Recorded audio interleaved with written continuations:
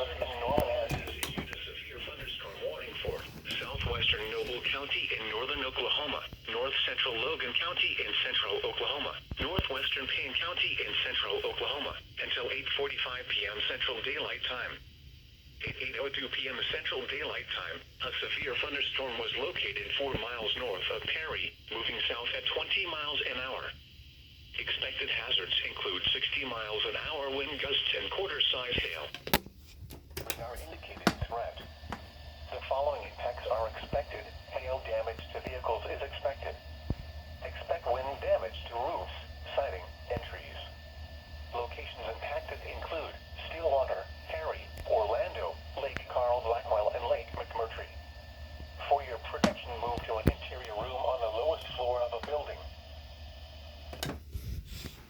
Come on, quick. Siding and trees. Locations impacted include Stillwater, Perry, Orlando. Protection, move to an interior room on the lowest floor of a building.